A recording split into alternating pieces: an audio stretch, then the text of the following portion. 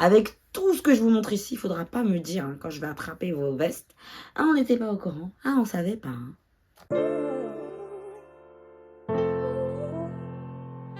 Hello! Welcome back to my channel. J'espère que tout le monde va bien. N'oublie pas de s'abonner parce qu'il y en a marre de regarder mes vidéos comme ça, calfeutrées, comme si vous étiez là au bord de la fenêtre. Alors je vous dis, rentrez, la porte elle est ouverte. Qu'est-ce que vous faites? Qu'est-ce que vous attendez? Aujourd'hui, c'est aujourd'hui. Ça fait bien 2 ans, voire 3 que je travaille sur le sujet. Depuis le début de l'année, je planche. Je me suis dit cette année, on la laissera pas passer. Vous savez pourquoi vous avez cliqué. Si vous voulez de l'honnêteté, des noms, des organismes, ici on a dit pas de blabla, ici on dit les termes. On est là pour dénoncer intelligemment et correctement. Bienvenue dans la vidéo qui retrace l'hypocrisie entre les marques / influenceurs et Coachella / le mois des fiertés, plus communément appelé la Pride. Vous pouvez vous dire que ça n'a absolument aucun lien, mais vous savez très bien, pour ceux qui me connaissent déjà, que ça a un lien. Pour une vidéo comme celle-ci, il fallait que j'écrive. Vous savez que voilà, c'est ma passion. Évidemment, je vais vous mettre un maximum d'images à l'écran, des extraits vidéo, et franchement, faut voir, mon téléphone il surchauffe. Allons-y parce que cette introduction est beaucoup trop longue. Première partie, tout ce qui est les origines du festival Coachella, de la Pride ou encore du pinkwashing. Deuxième partie, la problématique générale, et en dessous, vous allez avoir l'hypocrisie au niveau des marques. Et je vais vous lister les marques avec les faits qui leur sont reprochés. Et évidemment, la partie qui vous intéresse le plus, l'hypocrisie au niveau des influenceurs, et évidemment toujours avec les faits imagés, vidéos, peu importe, avec ce qui leur est reproché et les incohérences mises côte à côte. Troisième et dernière partie, les questionnements qui résultent un petit peu de tout ce que j'ai pu mettre en place à travers ce travail, à travers ces recherches. Et je vais vous balancer des questionnements.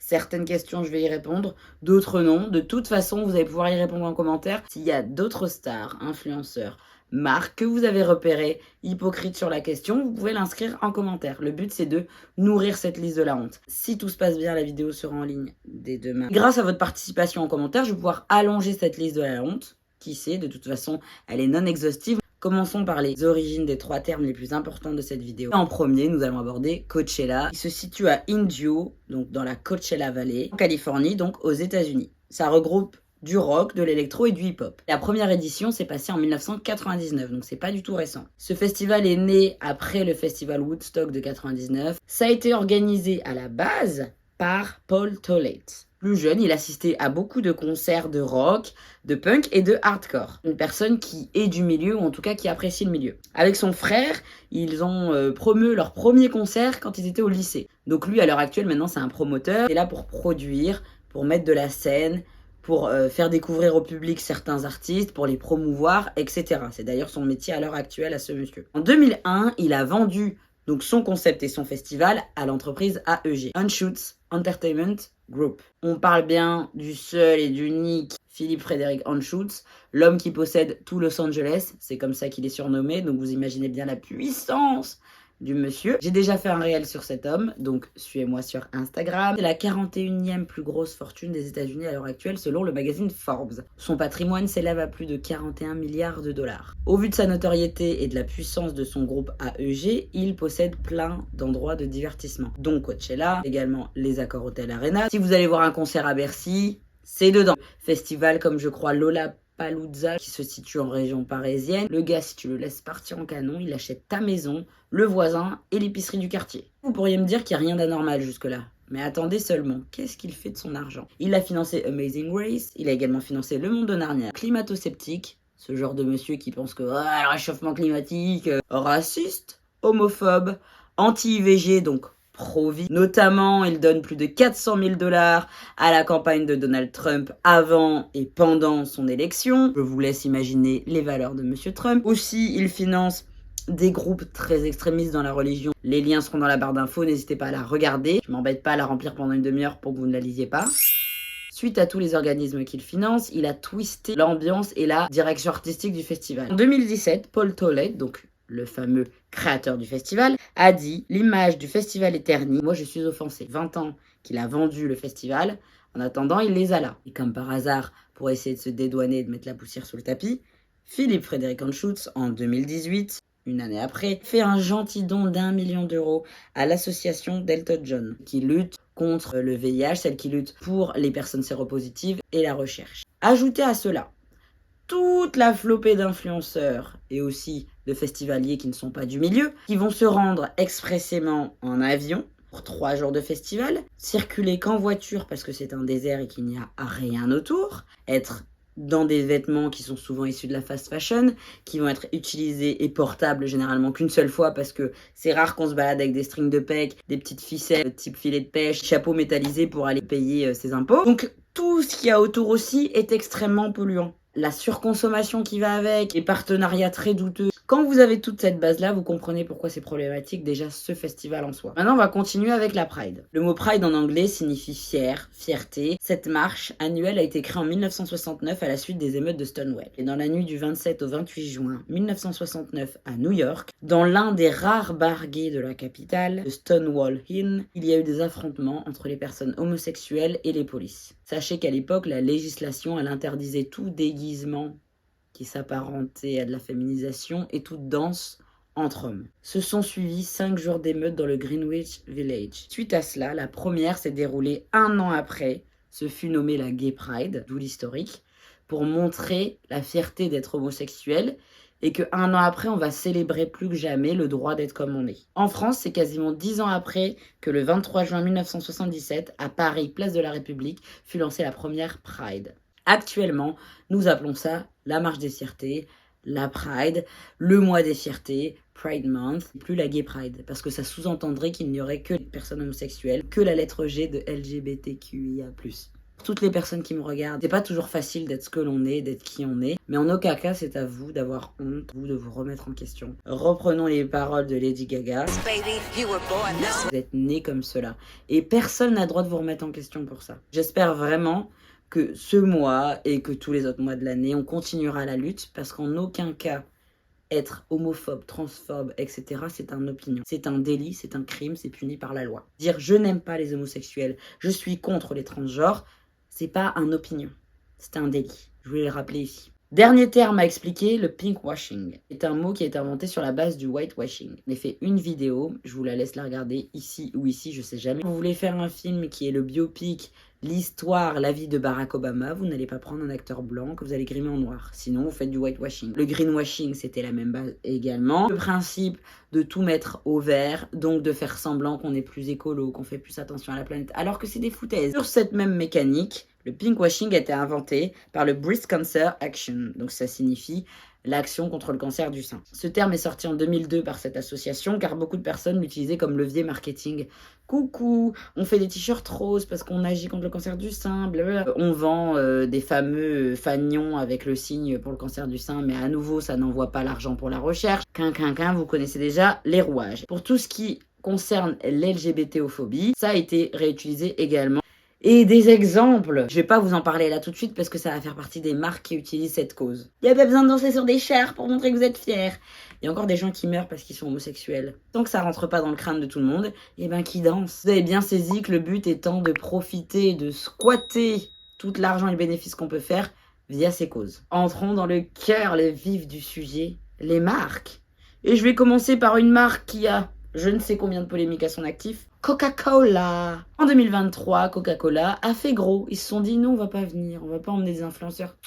C'est trop simple. On va être partenaire du festival. Comme ça, on est sûr d'être partout, d'avoir de la promotion, de la visibilité avec beaucoup d'influenceurs. Notamment Darko, j'ai noté. Je peux prendre 1 milliard d'influenceurs qui ont été sponsorisés, hein, vous doutez bien, par pays, etc. Sponsorisé, tout frais payé pour assister au festival. Il fallait faire des défis, il fallait faire des micro-trottoirs avec évidemment des micros au nom de Coca, etc., etc. 6 mois à l'heure actuelle, je suis au courant de ce qu'il y a derrière. Vous doutez bien qu'une grosse marque comme ça, elle sait également. Pour autant, est-ce que ça les a empêchés, Coca Brésil, de faire des verres arc-en-ciel pour la Pride de 2023 ? Non. Est-ce que ça les a empêchés en Autriche, à Vienne, de faire des grosses pubs qui sponsorisent la Pride? Non plus. Ça va être ça pour toutes les marques que je vais vous citer, ça va être ça pour tous les influenceurs que je vais vous citer. C'est vraiment du foutage de tête, pour rester poli. Deuxième marque importante, Rhino Shield, la marque de coque que tous les youtubeurs nous ont vendue. Ils ont eux aussi envoyé des influenceurs là-bas, dont Nolito, on parlera de lui un petit peu plus tard. Ça ne les a pas empêchés pendant la Pride de cette année de s'associer avec Disneyland Paris et de faire des coques arc-en-ciel. Moi, quand j'ai fait ces recherches, j'étais là, ouf, attendez, faut que je prenne de l'air, là, faut que je prenne de l'eau, parce que je fais une overdose, je vois de l'arc-en-ciel partout. C'est vraiment à n'en plus finir. Avec tout ce que je vous montre ici, il faudra pas me dire, quand je vais attraper vos vestes. Ah, on n'était pas au courant, on savait pas. Continuons avec Sephora, la marque de cosmétiques, et également chaîne de magasins pour les produits de beauté, etc., parfums. Ils proposent en 2023 de se faire maquiller avant la marche des fiertés. Est-ce qu'ils n'ont pas sponsorisé Coachella? Est-ce qu'ils n'ont pas fait des ateliers à Coachella? Est-ce qu'ils n'ont pas envoyé des influenceurs à Coachella, dont Richard, dont on va parler évidemment tout à l'heure?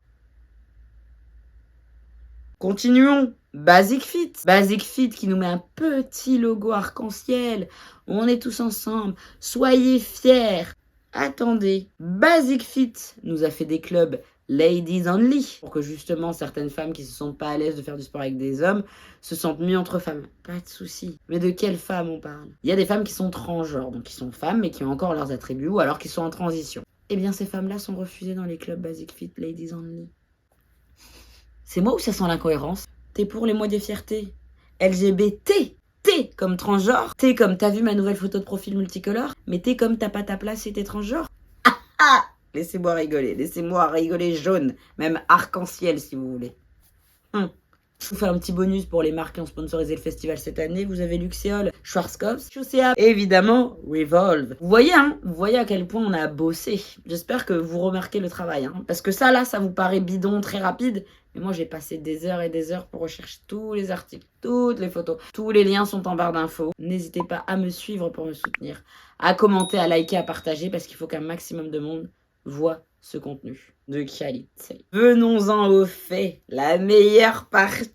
Vous connaissez à Hollywood le Walk of Fame, la fameuse marche avec les étoiles, les empreintes, la marche des fiertés pour les stars, pour les acteurs, pour les chanteurs. Ici, on fait the list of shame, the Walk of Shame, la liste de la honte, la marche de la honte. Parce qu'à un moment donné, il s'agirait d'assumer. Vous avez fait vos grandes propagandes arc-en-ciel. On est tous ensemble, on est fiers, soyons comme nous sommes, blablabla.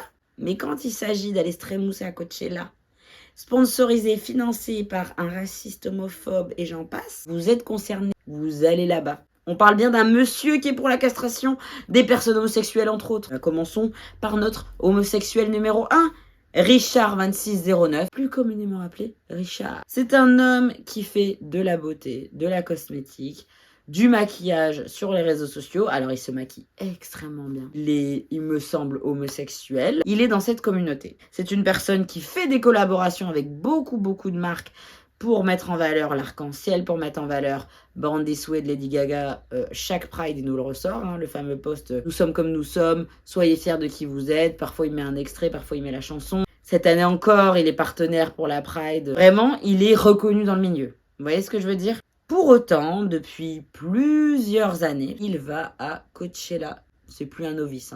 Pouvez-vous comprendre des interrogations que j'ai? Pouvez-vous comprendre que j'ai du mal à le voir vendre des palettes multicolores, des partenariats avec certaines marques, alors qu'il y a 3 mois, il était à Coachella, dans un festival financé par un homme qui aimerait que ses coronesses soient squeak, parce que c'est une personne qui aime d'autres hommes.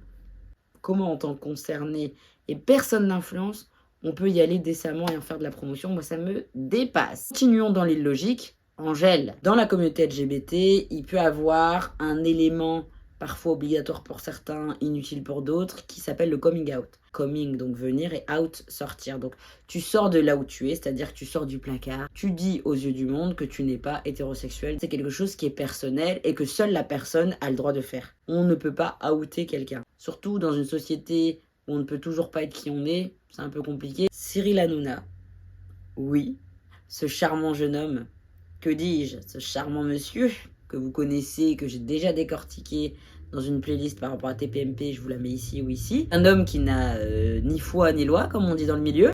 Il a décidé de outer Angèle sur TPMP. En fait, il y a si peu de représentation et de modèles LGBT que moi-même j'ai réalisé assez tard que j'étais bi. J'avais 23 ans, je pouvais plus mentir à moi-même. Vous doutez bien que ça a fait l'effet d'une bombe dans le milieu, que ce soit dans le milieu artistique, dans les familles, pour Angèle, enfin la violence, qu'elle est avec des drapeaux en concert, que vous apprenez qu'elle est bisexuelle, que son outing a été absolument horrible. Comment ça se fait qu'en 2023, vous la retrouvez sur la scène de Coachella? Au vu de tout ce que prenait Angèle jusqu'alors, je me suis dit, bon bah, elle non. Bah si. Beaucoup de personnes qui étaient abonnées ou qui la suivaient ont dit, mais Angèle, qu'est-ce que tu fais en fait? Tu nous dis être dans notre communauté et en fait tu vas à Coachella. Donc je suis pas contente du backlash qu'elle a eu. Par contre, je suis contente que les gens soient réveillés, qu'il y ait un début de prise de conscience, que les gens soient dit, j'ai beau aimer cette dame, c'est pas normal. Dans la famille des personnes prêtes à tout pour de l'argent, vous avez Gloria, une influenceuse noire, qui a été se pavaner à Coachella. Je vous rappelle par qui c'est financé. Continuons. Alex Goya est une personne d'origine asiatique et également appartenant à la communauté LGBT. Donc là, on cumule. Linda est une femme suivie sur les réseaux sociaux pour son compte au niveau de la cuisine, mais également sur ce qu'elle dégage en termes de femme. Elle a les cheveux rasés, elle s'assume physiquement, qui envoie pas mal de positivité dans son contenu. Elle a shooté avec les nanas de Paname un shooting LGBT. C'est une femme maghrébine, donc racisée. Est-ce que ça l'a empêchée d'aller à Coachella? Pas du tout, pas du tout. Voilà, tout ce qui est valeur, discours et les mettre en pratique, deux poids, deux mesures. Continuons avec Jimseu, l'homme qui est pote de Abby, habitue-toi, vous voyez, les mecs noirs, là, les 3-4 mecs noirs bien ébènes, qui se baladent toujours torse nu, pro-muscu et qui font des danses comme ça toute la journée. Vous savez, un peu les beaux mecs à croquer des réseaux sociaux. Faut dire ce qui est. Heureusement qu'il n'a pas trop parlé de valeur, parce qu'en tant qu'homme noir, ça l'a pas empêché d'aller à Coachella. Vous avez également Isaac. Je vais vous mettre le TikTok, je pense, qui peut-être vous l'a fait connaître. Moi, je l'ai connu avec ce TikTok-là. Excuse-moi, je suis désolé de te déranger. J'étais en train... Ok. Bon, ben, je vais me faire foutre. Excuse-moi, merci. J'avais même repris cet audio parce qu'il m'avait fait mourir de rire. Je suis désolé de te déranger. J'étais en train... Ok. Bon, ben, je vais me faire foutre. C'est un homme qui appartient à la communauté LGBT. C'est un homme qui s'affiche fièrement au Pride, donc aux marches des fiertés. C'est un homme qui n'hésite pas à casser les codes, comme on dit. Il vient avec des jupes, avec des crop tops encore plus mini que mes propres brassières. Il a un piercing au nombril, il monte ses poils. Enfin, il y a vraiment plein de mélanges. Il n'hésite pas à aller à des festivals ou à des représentations de drague, donc les personnes qui se travestissent en homme ou en femme. Et bien pour autant, ça ne l'a pas empêché de se balader à Coachella comme tous les autres. Vous avez Oli, la maîtresse de Mandé, un petit chien qui est super connu sur les réseaux sociaux. D'ailleurs, il fait des grandes pancartes et elle écrit dessus. Et comme ça, elle passe des messages à travers le chien. Donc elle va dans des hôtels dog friendly, donc où on accepte les chiens. Pour la Pride, elle a évidemment fait un post avec son chien pour montrer qu'il faut être fier de qui on est. En avril, elle n'était pas à Coachella aux États-Unis? Vous avez la réponse. Parlons peu, parlons bien. Nolito, influenceur, certifié. En tant qu'homosexuel, est-ce que vous pensez que ça l'a empêché d'aller à Coachella? Arrivons à l'une des plus importantes dans la catégorie Make No Sense. Ça n'a aucun sens. Libellule, qui répète à longueur de journée « Melly Babies !» C'est ses abonnés, elle les appelle comme ça. C'est une dame qui a les cheveux arc-en-ciel, donc vous pouvez pas la rater, qui a des ongles de cette taille-là, qui est une ancienne TDS, donc travailleuse du sexe. C'est une personne qui se dit appartenir à la communauté LGBT, ou en tout cas avoir déjà eu des expériences avec des femmes, etc. On a commencé à attraper la veste de certains influenceurs. Elle a fait cette vidéo. Il faut bien se rendre compte de qu'est-ce que toi t'aurais fait à leur place, tu vois. La haine, ça sert à rien, tu vois. Je pense que les influenceurs, quand ils vont à Coachella, ils savent très bien qu'ils vont se faire lyncher. Ils savent que ça va durer genre une semaine de lynchage et après tout le monde va oublier. Donc en vrai, déjà, ça sert à rien de critiquer les gens sur les réseaux. La plupart du temps, je vous dis, si vous avez une opportunité comme ça, personne dit non pratiquement. C'est très rare que des gens disent non. Ça arrive, bien évidemment. J'ai des copines à moi qui ont refusé l'invitation Coachella. Je sais que Jade, c'est son rêve d'aller à LA. C'est son rêve ultime. Si moi, aujourd'hui, je refuse Coachella alors que elle, c'est son rêve, je pense que ça va la briser. Je pense que tu sais, elle va dire, mais meuf, t'es sérieuse? T'avais mon rêve, on te donnait mon rêve et tu l'as refusé. Ce qu'elle explique ici, c'est que ça serait pas gentil de pas aller à Coachella alors que sa copine, elle rêve d'y aller. Moi, je vais aller au meeting du FN parce que, mon voisin, il rêve d'y aller, donc ça serait dommage de rater l'occasion. À aucun moment, elle remet en question le fait qu'il y a des valeurs derrière. À aucun moment, elle remet en question qu'il y ait des personnes qui sont engagées, sachant que elle se dit engagée, sachant que elle passe son temps à rabâcher matin, midi, soir, déjà hors Pride, mais bien sûr pendant la Pride. Récemment, elle a reçu la visite de 2 drag queens, quelque chose d'assez important. Elle a eu un colis, un partenariat. C'est une personne qui s'est toujours dit ne pas vouloir être influenceuse, être tombée là-dedans par hasard, mais elle écume tous les plateaux, elle écume toutes les chaînes YouTube, tous les comptes Instagram. Donc, elle commence à s'implanter, et ce que vous comprenez pas, c'est qu'elle vous a pris pour des cons. Mais si vous voulez, dites-le moi en commentaire, on fera une vidéo juste sur elle, sur pourquoi cette dame est problématique.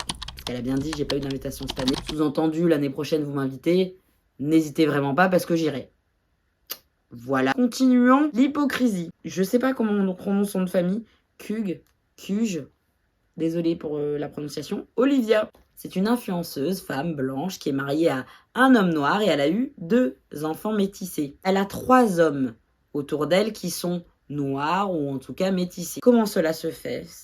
Qu'elle aille à Coachella. Quand on sait ce que pense la personne qui finance, alors que ta propre chair est noire, que ton propre mari est noir. J'ai eu le malheur de lui laisser un commentaire pour lui dire « Ma belle, tu serais pas un petit peu en delà des clous ?»